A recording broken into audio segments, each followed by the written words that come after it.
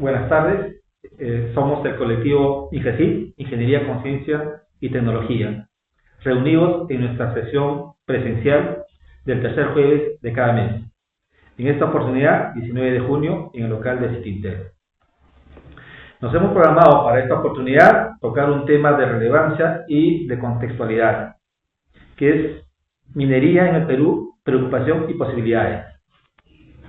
Es así que vamos a dar esta primera parte de este conversatorio la oportunidad de que Alejandro López Santamaría nos pueda hacer una presentación introductoria al tema y, como metodología, los demás participantes haremos un comentario sobre la exposición y a continuación, en una segunda parte, haremos un conversatorio sobre temas que resulten producto de la presentación de Alejandro.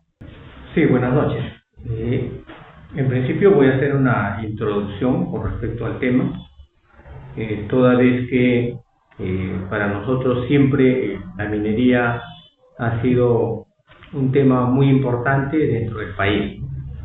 En la época, hay que recordar la historia, la época de pre-Inca, las diversas culturas que habían en el país, ya habían trabajado los minerales, ¿no?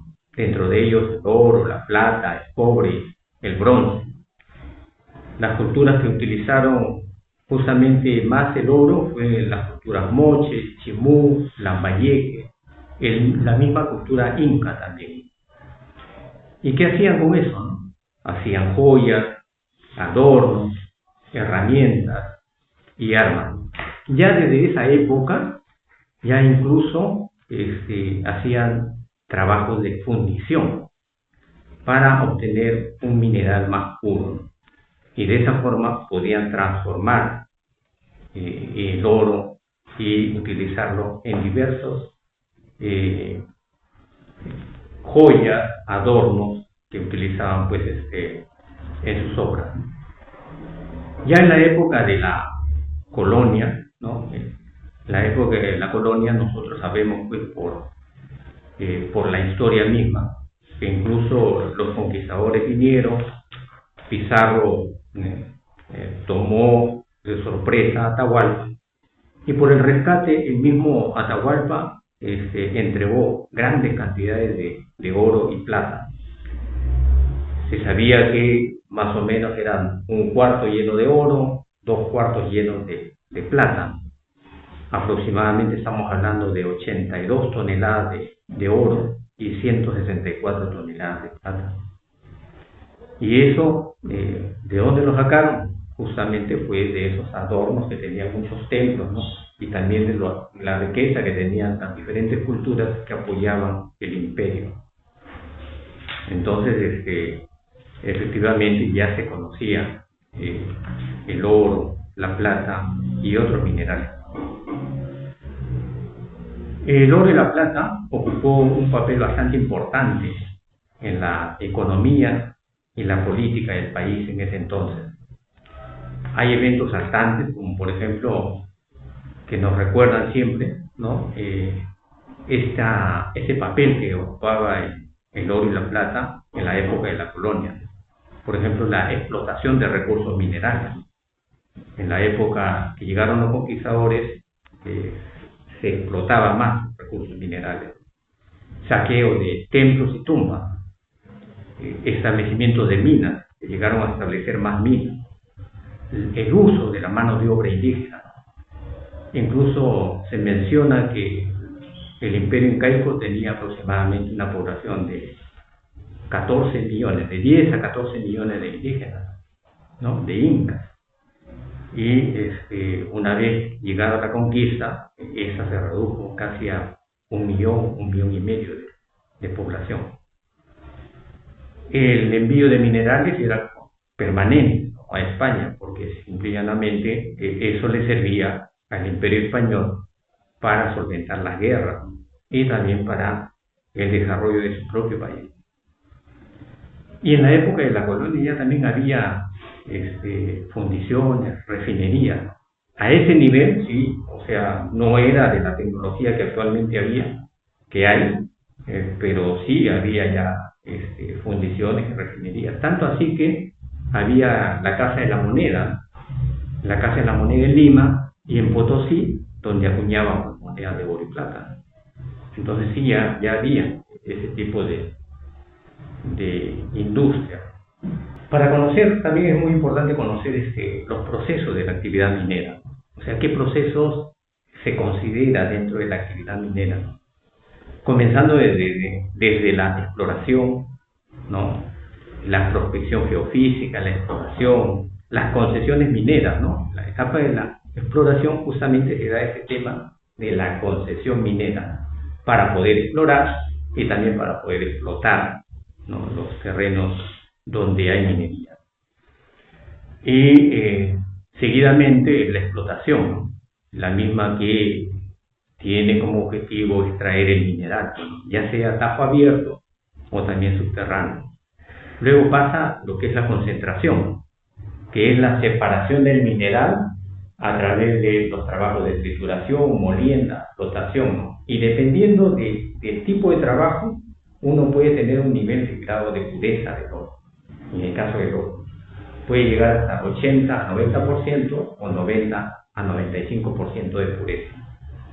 La fundición es otra actividad que forma parte pues, del proceso de la actividad minera, ¿no? La fundición, estamos hablando de 96 a 98%, a veces se obtiene de pureza. Y la refinación llega entre 99.5 a 99.9%. Son actividades pues, que son parte del proceso de la actividad minera. Eso lo hacían incluso desde la época de las culturas, de las diversas culturas pre-incas, los incas también, pero no, como les decía, no a nivel de la tecnología actual, pero sí a nivel de esa época. Y transformaban esos productos en los diferentes usos que le daban, ya sea como joyas, herramientas, ¿no? O como adorno. ¿Y qué cosa es una concesión minera? La concesión minera es un derecho que otorga el Estado peruano a una persona natural o jurídica para explorar y explotar pues, los recursos minerales del Perú, ¿ya? Y esa concesión se da en un área determinada por un plazo de 30 años, prorrogables por periodos adicionales de 10 años. Esa concesión se dio a través de un decreto supremo, ¿no? En la época del gobierno de Alberto Fujimori. Y con esta concesión, lo que sabemos es que el 96% de concesión se encuentra en poder de la gran minería. El 96% de las concesiones. Mientras tanto, los mineros informales producen oro en concesiones que pertenecen a terceros. ¿Por qué? Porque el 96% de las concesiones pertenecen pues a la gran minería. Y de ahí pues viene el tema pues de la formalidad, la informalidad, incluso la ilegalidad, ¿no? De la actividad minera. Quienes lo realizan, justamente pues estas actividades lo realizan pues las personas que efectivamente no tienen una concesión. Claro que hay una minería formal, aquella pues que sus actividades son de una producción legal, ¿no? ¿Por qué? Porque o bien lo hacen en un área concesionada legalmente, o bien lo hacen con la autorización del dueño de esa concesión. Y muchas veces, cuando no tienes la autorización ni eres dueño, pues se considera como una minería informal. ¿Y por qué eres informal? Porque muchas veces el dueño o propietario de la concesión no suscribe un acuerdo para poder explotar. Y para eso justamente se crea el Registro Integral de Formalización Minera, denominado el REINFO, que es una plataforma que crea el gobierno en el año 2012. ¿Con qué finalidad? Con la finalidad de facilitar el proceso de formalización, el mismo que está a cargo del Ministerio de Energía y Minas. Pero según el MINEM, el 90% de los mineros inscritos en el REINFO no cuenta con una concesión propia o con el terreno superficial. Y eso muchas veces lo hace informal. Actualmente más de 87.000 mineros se encuentran registrados en el REINFO y por ende en proceso de formalización. Sin embargo, los antecedentes mencionan que desde el año 2017 tan solo menos del 10% de mineros inscritos en el REINFO han formado o han logrado formalizarse. ¿Y cuál es la estructura de producción que nosotros vemos en el caso de la minería en el país? En cuanto a la minería de cobre, las empresas que participan en la producción del cobre son Cerro Verde con 16.6%, Antamina con 16.1%, la Sauder con 15.4%, La Bamba con 11.8%, Villabeco con 11.1%, Chinalco con 7.2%, Antapacay con 5.4% y otros que mayormente son informales, ¿no?, con un 16.5%. Pero todas estas empresas que he mencionado, si bien es cierto, han sido inscritas aquí en el Perú, pero sus propietarios les pertenecen a empresas extranjeras, ¿no?, salvo la de Cerro Verde, donde hay una participación de 23% de parte de la empresa minera Buenaventura. Luego, en cuanto a la minería de oro, las empresas que participan en la producción de la minería de oro, hablamos pues de Yanacocha con un 10.3%, La Poderosa con un 8.4%, Boroa con 6.9%, Horizonte con 5.8%, Retamas con 5.4%, Ares con 4.2%, Chahuindo con 3.9%, y otros que corresponden a la minería informal e ilegal llegan a un 55.1%. Sin embargo, esa minería informal e ilegal, con ese 55.1%, la producción que ellos obtienen la venden a las empresas formales y las exportan muchas veces por la frontera. Esa producción de estos mineros informales e ilegales. Y la informalidad, ya lo he dicho, ¿a qué se debe? En cuanto a la plata, igual, la participación, estamos hablando pues de Buenaventura con 11%, Antamina con 10.3%, Chinalco con 7.2%, Volcan con 6.2%, Ares con 5.6%, La Sauder con 5.2% y El Porvenir con 4.1%, dejando un 50.4% a la minería informal e ilegal, que finalmente su producción de esta minería se vende a empresas formales y también se exporta por la frontera. La producción nacional del oro por departamento, lo que se observa es que La Libertad tiene el mayor porcentaje de producción. Este porcentaje llega a 33.8%, Arequipa con 21.5% y Cajamarca, que son los tres principales, con 14%, con 19.4%. Esa producción, como les acabo de decir, mayormente está en La Libertad.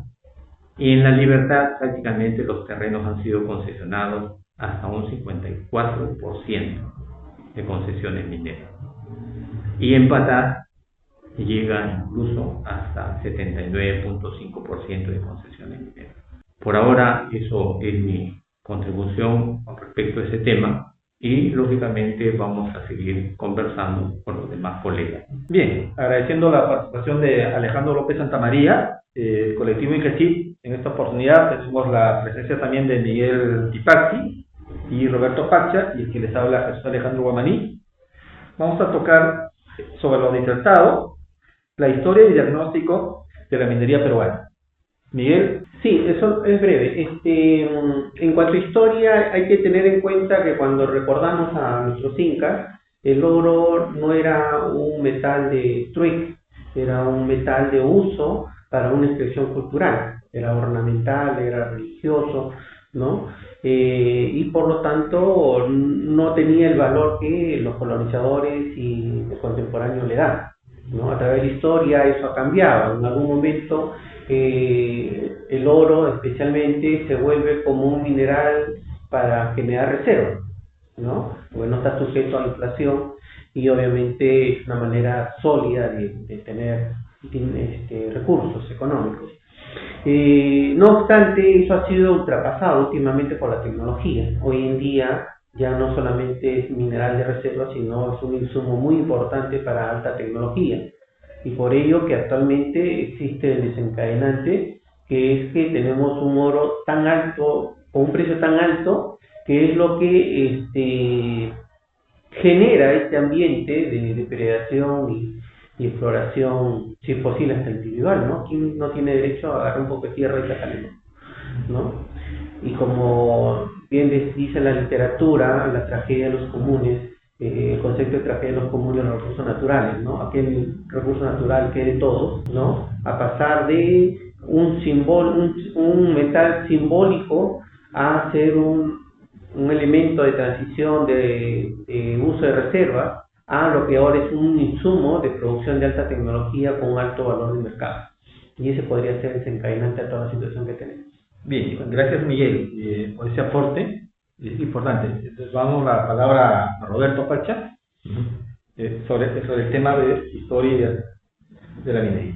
Sí, a ver, bueno, mi nombre es Roberto Pacha, ingeniero industrial.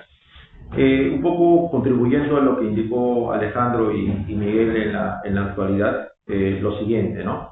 Es cierto, el tema de lo que es cómo se da el tema de la minería en la historia aquí en el país, con respecto a ello, al principio, ¿no? La parte de la exploración y el tema de cómo ellos podían obtener el tema de los minerales eran a través de un tema rústico, ¿no? Inclusive en el tema incaico eran a través de huesos de animales y demás.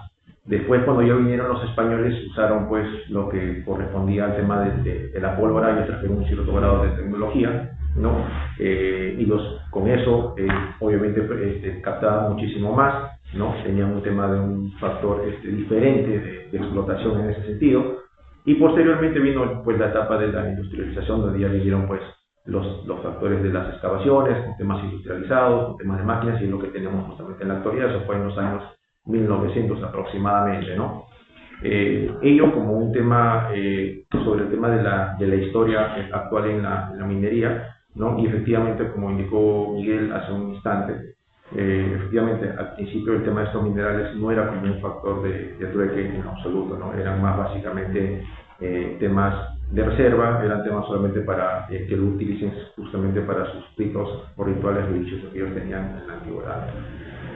Eso como tema de aporte de mi parte. Bien, gracias Roberto. Se ha sumado a la mesa Efraín Castro. Estamos tocando el tema de historia y diagnóstico de la minería peruana, ¿no? Antes de pasarle la voz a Efraín, para contextualizar lo que estamos tratando, ha habido una exposición de Alejandro, ¿no? Que de manera global ha tocado los 4 temas que había planteado para la jornada, ¿no? Y estamos ahorita en un conversatorio tocando tema por tema, ¿no? Entonces, en la parte de historia y diagnóstico de la minería peruana, me gustaría contextualizar en qué momento estamos, pero yéndonos un poco a en línea de tiempo, casi contemporáneo a lo que nosotros somos. Yo nací, por ejemplo, del año de la década de 60, y podría decir de que para mí lo referente a hablar de mina es el Código Nacional de Minería de 1950, cuando con la contribución de Mario Samuel Boggio y la Universidad Nacional de Ingeniería se propone este Código Nacional un poco que ordena, ¿no? Todas las explotaciones mineras. Y otro segundo momento es el año de 1970, ¿no?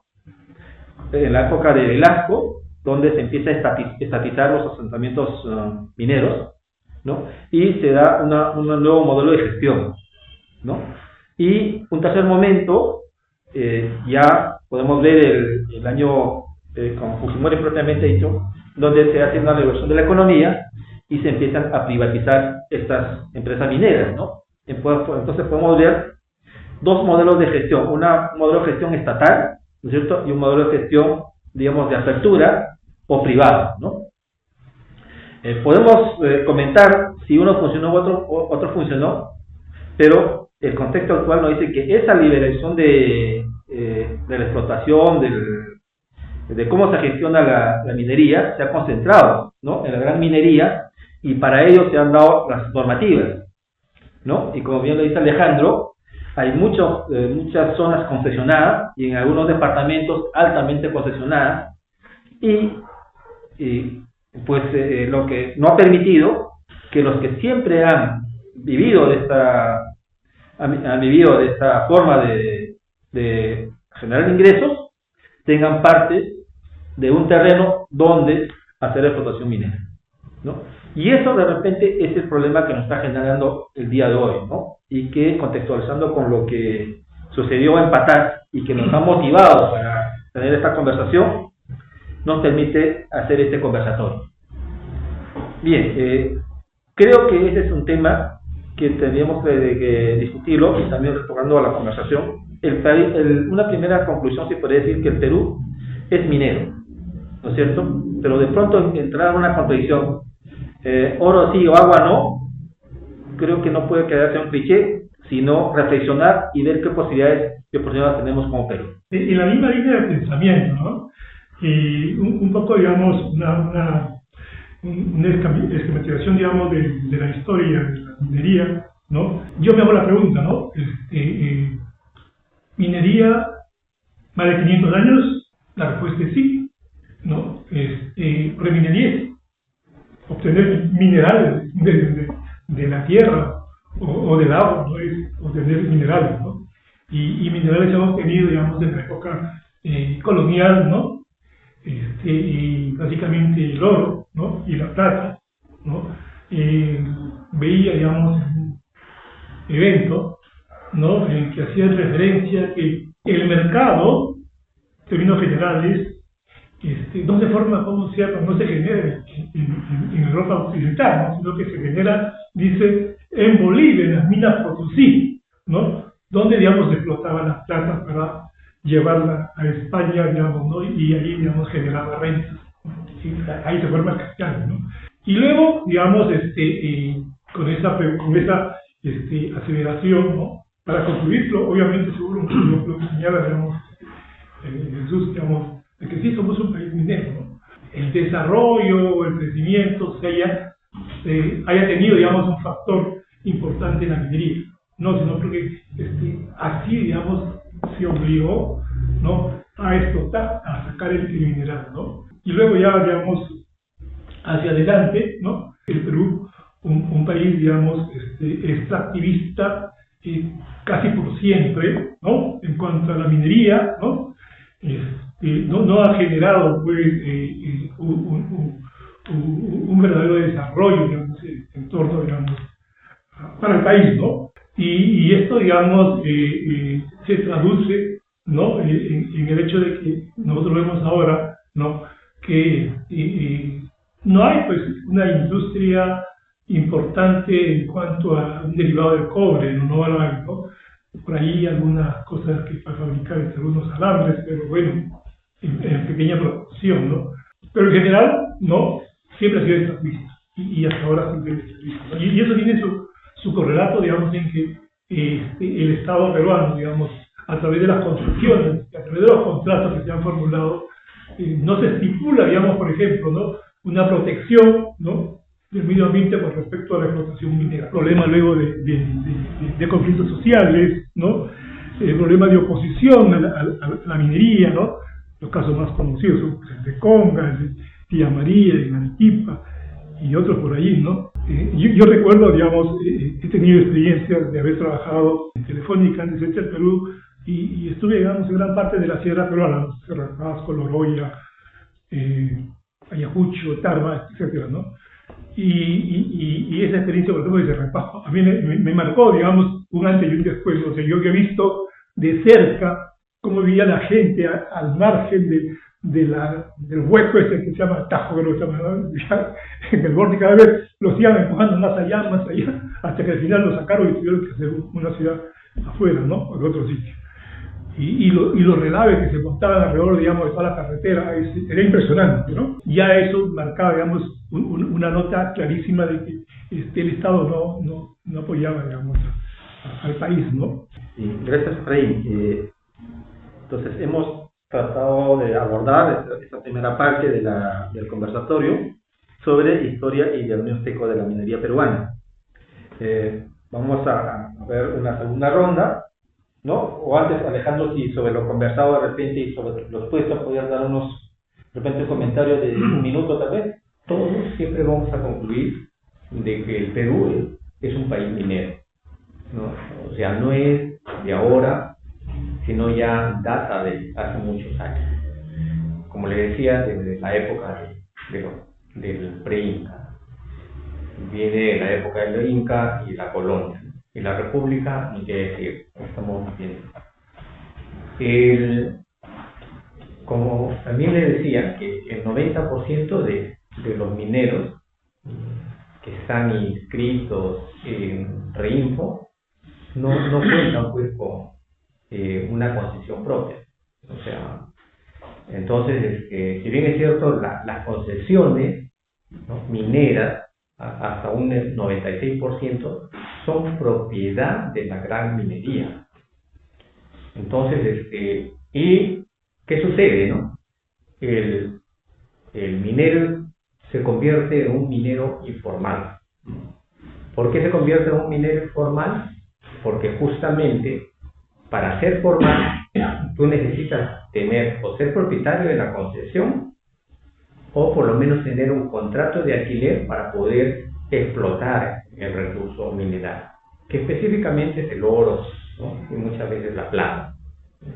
Por eso es que el crecimiento de la informalidad dentro de la producción, tanto del oro como de la plata, supera el 40%.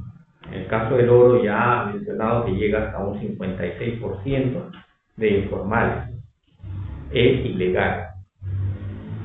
Entonces, ¿y qué hacemos? O sea, lo que se busca, yo lo que puedo percibir, es que el Estado lo que hace es, desde mi punto de vista, es un engañamuchachos, ¿no? Crear un registro nacional donde el minero se pueda inscribir para ver si se formaliza. Pero ¿cómo te puedes formalizar si no es propietario de una concesión? ¿Cómo te puedes formalizar si el propietario de la concesión, que es la gran minería, no te firma un contrato de concesión? Pero lo que sí te permite es que te puedas explotar. Y una vez que explotas este recurso, o sea, que extraes el mineral, se lo vendes a un precio bajo al mismo propietario. Entonces eso genera pues ese sistema de la informalidad. Lo que tenemos que hacer, ¿no?, es buscar una alternativa. Y la idea es justamente de ese conversatorio y los futuros conversatorios, ¿no?, que pensamos tener, es justamente pues buscar alternativas de solución, tratar de por lo menos plantear algunas ideas de alternativas de solución. Creo que todos somos conscientes que sí, efectivamente, tampoco queremos informalizar la producción minera, porque pensar solamente en que el minero informal pueda convertirse en un minero formal con el apoyo del Estado, de repente tampoco funciona. tendríamos que buscar esos mecanismos. Y la idea de esta reunión es esta. Bien, estamos, habiendo culminado la primera parte del conversatorio, vamos a continuar con el tema de producción minera y su aporte económico. Siguiendo la misma metodología, daremos la palabra a Miguel, en 2 minutos tal vez. Sí, Miguel, adelante. Ya, en cuanto al aporte económico de lo que significa la minería, hay que reconocer que nuestro país basa toda su estabilidad económica en base al desarrollo minero, ¿no? Es algo innegable, ¿no? El día que el sector minero caiga, Dios nos coja confesados, ¿no? El Perú es un país altamente inestable, casualmente por esta razón.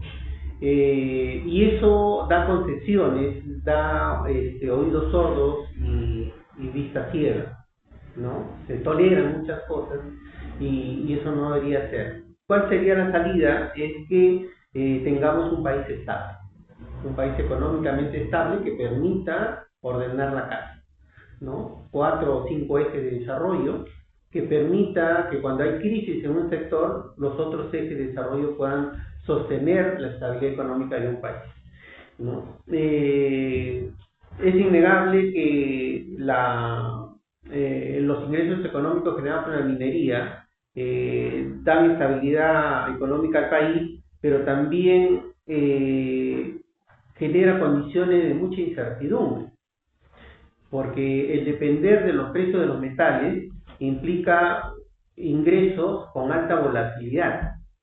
Y recursos con alta volatilidad significa recursos que no pueden ser designados, por ejemplo, para sueldos, ¿no? Porque si el precio del metal es alto y subo los sueldos, ¿qué voy a hacer cuando los precios caigan? ¿No? A los trabajadores no les voy a decir este año vamos a pagar menos, ¿verdad? Entonces eso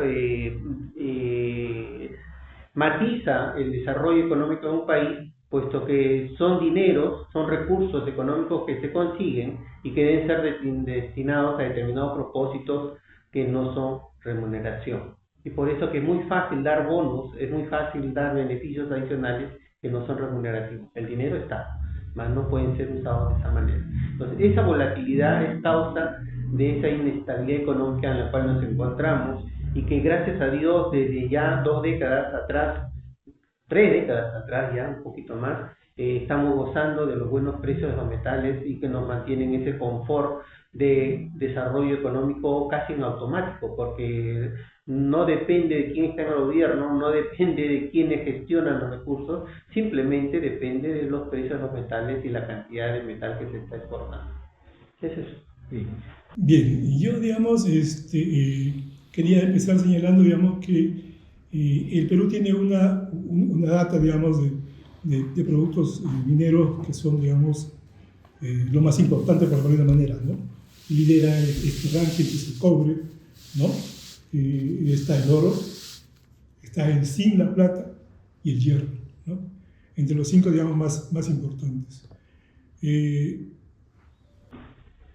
cobre, particularmente, digamos, ¿no? Tiene un impacto importante, digamos, quizás el más importante, digamos, dentro de la economía peruana, ¿no? Y está, digamos, siendo una tendencia desde que aparece la presencia de la China, ¿no?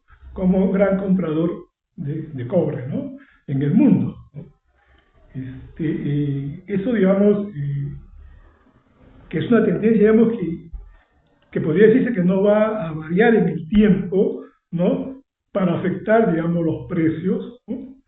Y la otra, digamos, tendencia alcista siempre es el tema del oro, ¿no? Y en el tema del oro, digamos, no es solamente la producción, digamos, que se incrementa, sino que es el precio del oro que siempre se incrementa y se va a incrementar siempre, porque eso es, digamos, parte de la naturaleza de la existencia del oro como una reserva monetaria, ¿no? De la más alta, digamos, digamos, dureza o firmeza, ¿no? Entonces, pienso yo que cuando escucho, digamos, de que el tema de los ingresos de los metales no va no debe ir al tema, digamos, remunerativo. Debo entender que es un concepto, es una precisión, digamos, a la remuneración, digamos, de todo el país, no a la remuneración de los mineros, porque obviamente, digamos, el incremento de los sueldos, ¿no?, y de los salarios entre los mineros tiene que ir, digamos, en concordancia, ¿no?, con estos fenómenos, digamos, de siempre incremento, ¿no?, de la producción y del precio, ¿no? Y lo otro es que en cuanto, digamos, a cómo es que aporta, digamos, en general a la economía los minerales, ¿no? Hay que tener en cuenta, digamos, de que la minería en general no es un generador de puestos de trabajo, ¿no? Y que, digamos, los grandes volúmenes de inversión, enormes volúmenes de esa inversión, van a pagar costos de activos fijos, ¿no?, que son utilizados durante el proceso de explotación y luego ya como que no van, ¿no? Y eso, digamos, se compra esa maquinaria, ¿no?, y es parte de la inversión. O sea, en realidad no es inversión, en realidad inversión, digamos, no es esas cantidades enormes que se presentan. Nada más ahí me quedo. Bien, gracias, Efraín. En la misma mecánica vamos a Roberto. ¿Sí? ¿Algunas apreciaciones? Sí, a ver, con respecto a este punto, justo como indica nuestro colega Miguel hace un instante, ¿no?, que el Perú obviamente es un país minero y que sucedería, pues, si de una u otra forma en un futuro, eso obviamente todo tiene su límite, ¿no?, en algún momento. Lamentablemente aquí en el país no tenemos un plan a futuro, porque lamentablemente en estos momentos somos dependientes porque vivimos solamente de lo actual. No tenemos un plan donde podamos tener un aspecto diverso, que sí lo podemos tener, ¿no?, como lo tienen otros países, que no son mineros y que están mucho mejor con respecto a la economía, ¿no? Aprovechar, obviamente sí, el tema de la minería en la actualidad es correcto, pero tener un plan a futuro, ¿no? Eso como un punto inicial. Con respecto al tema del aporte que se ha tenido la minería en el país, bueno, tuvo una baja considerable por la etapa del COVID, y ahora de lo que se tiene como tema de crecimiento también nuevamente se ve un tema bastante considerable, ¿no? Según, repito, el tema del informe de Cooperaction, más o menos el 11.5%. Se está teniendo un tema mucho mejor en cuanto al tema de lo que es la minería, pero eso también se refleja mucho también con el factor de la pobreza en sí, ¿no? Pobreza también, obviamente, en la etapa del COVID sí tuvo un tema bastante considerable de pobreza. Llegamos a un punto en el año 2020 de 30.1%. Fue un pico bastante alto. Y en el año 2021-2023 bajó al 29%, ¿no? Estos datos según el tema de lo que viene a ser punto edu de la Católica, esta información que les comento. Y en el año 2024 se tiene el tema de una pobreza con un índice más o menos de 21.8, ¿no? O sea, de lo que teníamos en la etapa del COVID de 30.1 ha bajado pues ahora al año 2024 con datos de rumbo minero también de la misma manera a 21.8. Con todo ello también aparte, un tema que sería importante comentarlo es el tema de la inequidad con respecto al tema de la participación de la mujer en el sector minero. Viene a ser aproximadamente solamente un 7.5% nada más del total del personal que justamente está laborando esto. Ese dato es con respecto al tema de COMEX Perú. ¿Ya? Ello como tema de aporte de mi parte, colegas. Bien, gracias, Roberto. El tema que estamos conversando, yo creo que podría resumir, creo que es un consenso de que el Perú somos un país minero. La actividad minera contribuye al PBI significativamente entre un 8 o 10%, y de misma forma representa las exportaciones, ¿no? creo que supera el 50 al 60%, ¿no? Pero esas condiciones lo hace muy vulnerable, por cuanto cuando tenemos precios extraordinarios en un periodo del 2007, ¿no? Y en esta fecha, donde los precios de los metales es extraordinario, no nos estamos beneficiando, y de igual forma, cuando estos bajan, como se ha dicho, estamos en piloto automático, también vemos una contracción, ¿no? Creo que también se ha manifestado de acá de que el Perú, en lo que es cobre, somos el segundo productor mundial, en el oro estamos entre el sexto y noveno productor mundial, y así, en estaño creo que estamos también en el ranking de los 5 primeros. Eso nos indica que nosotros deberíamos, imaginativamente, siendo un país minero, cómo utilizamos, ¿no?, para que esto tenga un mejor beneficio y más aún, a la debilidad que se está mencionando, podamos diversificar la producción y esto sea sostenible, ¿no?, un crecimiento sostenible y no con estos vaivenes que dependen de la minería. Bien, este sería mi aporte. No sé, Alejandro, si tienes un aporte sobre ese tema. Sí, con respecto al tema de la contribución al PBI, efectivamente, ¿no? O sea, la exportación de minerales puede sumar al PBI, ¿no? Y que si ese PBI año a año crece, es porque supuestamente estamos bien. Pero muchas veces este PBI suma los precios de los minerales que se exportan, que en nuestro caso lo que exportamos es piedra chancada, como ya decían en alguna oportunidad, con alto contenido de oro, lógicamente, y lo que exportamos, ¿a quién les beneficia? A las empresas supuestamente peruanas, ¿no? O sea, eso es lo que yo entiendo, a esas empresas mineras que son peruanas, pero cuyos propietarios son empresas extranjeras, porque al final quienes compran y venden justamente son esas empresas. Entonces, y el PBI se ve reflejado en ese sentido, se ve reflejado en que va aumentando. ¿Y qué sucede, no? O sea, es cierto, o sea, si tú agarras sumas y restas, al final el PBI te va a dar positivo, porque en cuanto a la exportación del mineral va a ser mayor, pero ¿quién al final se beneficia de ello? Son los exportadores de ese mineral. O sea, no es el común denominador. Por eso es que la pobreza ha aumentado, creo, hasta un 30%, ¿no? A pesar de que el PBI va creciendo, ¿no?, año a año. Eso hay que tener en cuenta. Por eso para mí sería muy importante pensar, pues, si efectivamente somos conscientes de que el Perú es un país minero, pero que ese mineral, ¿no?, sirva para la mayoría de peruanos. Y ahí debemos de apuntarnos, o sea, ¿cómo hacemos para que efectivamente ese mineral sirva para la mayoría de peruanos? Porque hablamos, pues, que el oro, en el caso del oro específicamente, tener oro significa, pues, tener riqueza, ¿no?, tener un poder, ¿no?, tener poder, o sea, tener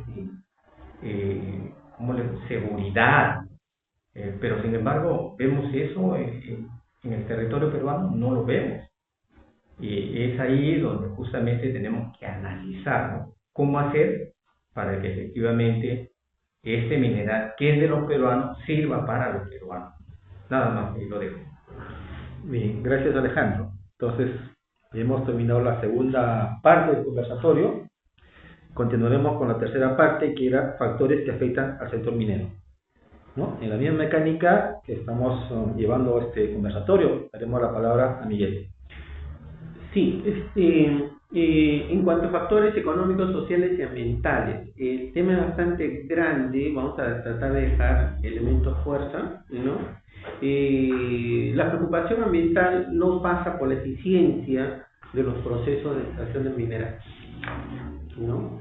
cada vez las tecnologías van avanzando y se vuelven más eficientes, como se colocó en la presentación inicial, ¿no? Y se obtiene un alto rendimiento en la extracción del metal deseado, ¿no? Porque lo que tenemos nosotros es un conglomerado de roca con muchos metales y a eso le aplican lo que le llaman la ley, ¿no? Cuando la ley es buena de un metal, significa que tiene alto valor económico, es rentable extraer ese mineral. Más existen otros minerales, otros componentes en ese sólido de roca, que también son minerales, que por la ley que tienen no son de interés económico. Entonces puedo tener plomo, puedo tener bismuto, puedo tener N minerales, dependiendo cuál es la fuente de riqueza del recurso natural, ¿no? Y que por no ser de interés económico van a ser parte de los residuos. Ese es el problema, ¿no? No es la extracción del oro, no es la extracción del cobre, que deben tener procesos altamente eficientes para no desperdiciar nada de oro ni nada de cobre, por decir así, sino son aquellos metales, aquellos componentes que van a ser extraídos del subsuelo y por no tener valor económico, interés económico, van a ser depositados en superficie y que son los elementos contaminantes que nos preocupan. Ese es el tema y pareciera ser que es parte de la ceguera de que el sector trata de mostrar siempre, puesto que no muestra, siempre muestra la cara de que la tecnología evoluciona y siempre es amigable y la extracción es alta y no se desperdicia nada. No, sí se desperdicia bastante, ¿no? Entonces esos elementos van a formar contaminantes ácidos, óxidos, hidróxidos, van a pasar a la superficie terrestre, contaminar aire, suelo, ¿no? Y todo cuanto se le encuentre en su camino. Y de ahí la cantidad de pasivos ambientales que tenemos que recuperar y que no hay recursos económicos suficientes en el país, ¿no? Como para poder salir del estancamiento ambiental en el cual nos encontramos, ¿no? En cuanto a los temas ambientales. En cuanto a temas sociales, históricamente el tema de las concesiones ha sido un tema de estilo de clase social, yo lo diría así en términos personales, con opinión personal, ¿no? El Estado concesiona las tierras y no necesariamente quien tiene la concesión vive de la minería, sino se vuelve un inquilino, una persona que alquila el terreno, ¿no? Para las empresas que sí van a aprovechar la actividad minera. Y existe históricamente muchos concesionarios que han vivido por generaciones solamente del alquiler de la concesión, ¿no? Entonces ha habido acumulación de riquezas, ¿no? De pocas personas en función a este modelo de uso de tierra en cuanto a minería. El costo de una concesión es simbólica, no es representativa cuantitativamente. Entonces, cualquier ciudadano peruano puede tener una concesión, siempre y cuando se lo permitan, le den, ¿no? Pagan sencillos al año, ¿no? Creo que son 100 soles, una cosa así, por hectárea, simbólico. Entonces, por ese lado no es el tema. No es que no le dan concesiones, eso no es. Alejandro ya colocó en su presentación de que es fuerte el área todavía por concesionar. Entonces, por ese lado no veo el tema. El tema está con el costo de los metales, ¿no? Cuando yo veo que una onza de oro cuesta alrededor de los $3,000, creo que ya lo superó, ¿no? Y un informal, un clandestino, informal o como quieran llamarle, saca una onza de oro en forma informal, son $3,000 que tiene en su mano. No tributa, no nada, ¿no? Y entonces se lo vuelve interesante esa actividad, ¿no? Sí, entonces, por ese lado yo creo que el tema social se vuelve muy fuerte en cuanto a ese aspecto. Efraín. Claro, yo digamos lo resumo solamente en dos aspectos, ¿no? El tema, digamos, de la falta, digamos, de zonificación territorial, ¿no? Que hace que se concesione, ¿no? En zonas, digamos, que están, digamos, ¿no? Afectando, digamos, el medio ambiente. Y el otro es el tema, digamos, como consecuencia de ello mismo, es la resistencia, digamos, de centros poblados, ¿no? Que venga afectada, digamos, sus tierras, ¿no? Caso más conocido, digamos, de Arequipa, ¿no? que ven afectadas sus tierras por el uso del agua, ¿no? En favor de la minería, ¿no? En general eso es lo que yo señalaría, ¿no? De mi parte, lo siguiente. Tenemos, en la parte ambiental, tenemos normativas, no solamente aquí en el país, también inclusive a nivel mundial, ¿no? Que de una u otra forma no son respetadas. Lo que se prioriza básicamente es la explotación, la extracción. No hay otro factor más. Y lamentablemente ello es un tema que ocurre en desastres y continúan de la misma manera. Ni siquiera existe un tema de sanción ni ninguna pena privativa de libertad contra esas personas. Eso por un lado. Eso no quiere decir de que el realizar la actividad minera sea un factor negativo, en lo absoluto. Pero hacerlo con el tema de lo que vienen a ser al menos las máximas contingencias necesarias para que no pueda dañar pues, el tema de forma irreparable, como ya han pasado en diferentes lugares. Inclusive hasta los mismos estudios de impacto ambiental que han arrojado aquí en el país ni siquiera son tomados en consideración, ¿no? Le siguen dando el tema para que puedan dar algún tema de algún tipo de subsanación y demás, y aún así sigue siendo un factor negativo. Pero siempre hay alternativas de solución, por eso que estamos en el factor de la ingeniería, ¿no? Que tenemos la capacidad para poder desarrollar ello.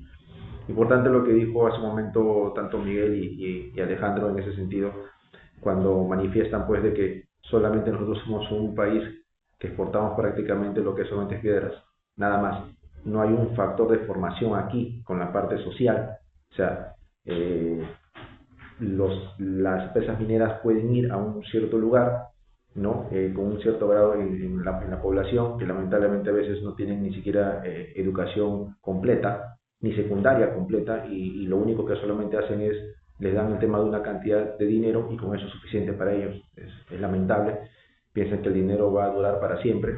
Le dan una cierta cantidad, les construye su casa y ellos se van, terminan de explotar lo que tengan que explotar en el lugar y queda prácticamente el suelo erosionado, sin vida prácticamente en el lugar, como están pasando en varios lugares que prácticamente ya no, ni siquiera el tema de la misma vivienda se puede valorizar de repente como debe de ser, ¿no?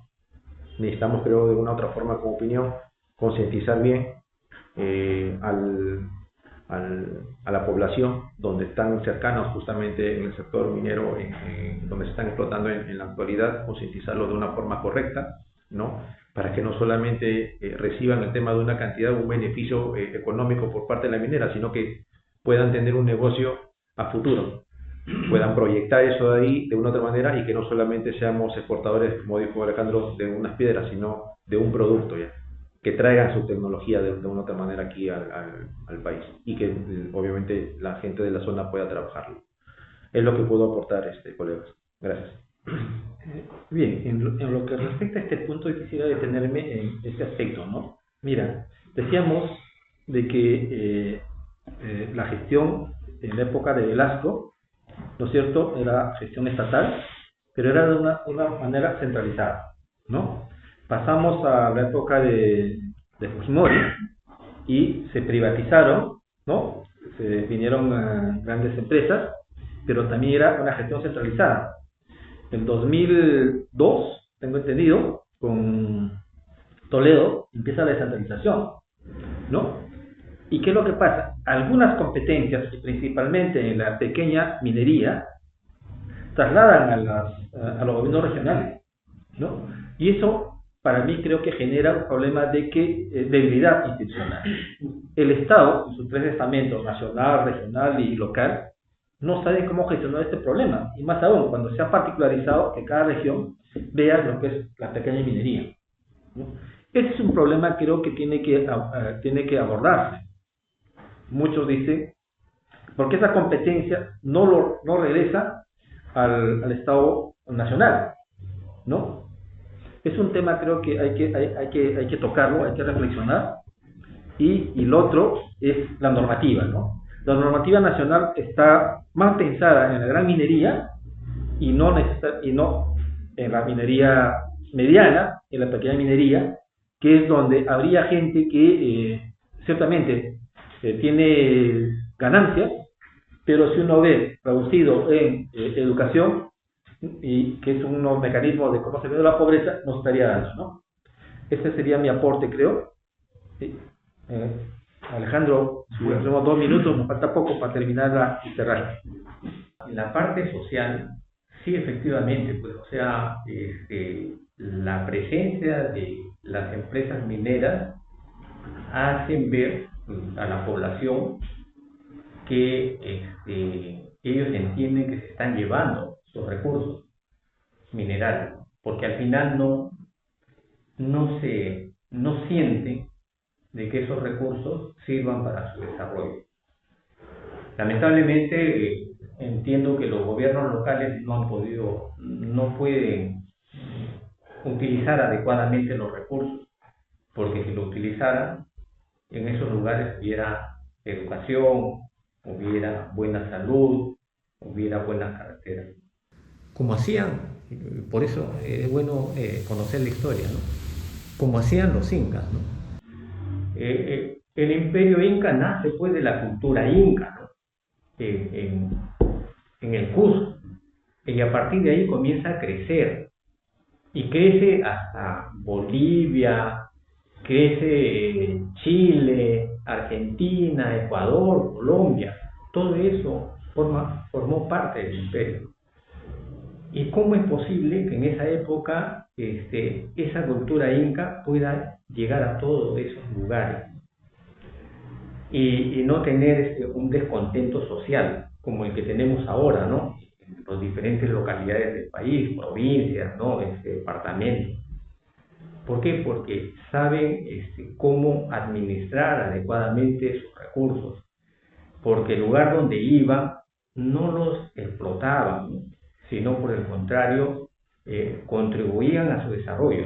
Por eso es que en la historia mencionan que los caminos incas para llegar a las diferentes culturas, había una totalidad de 30.000 kilómetros de caminos incas. Y si sacamos la cuenta, entre Tumbes y Tacna solamente hay 3.000 kilómetros. Estamos hablando de 10 veces ese recorrido. Entonces, ¿por qué? ¿Y por qué hacían eso? Obras hidráulicas, ¿no? Templos, construían, ¿no? Donde se iba había presencia inca. Y con esa presencia, y además de los aportes que se hacían mutuamente, es que podía desarrollarse, y se desarrolló el imperio en tan solo 100 años, en tan solo un siglo. Nosotros hay que tener en cuenta eso, ¿no?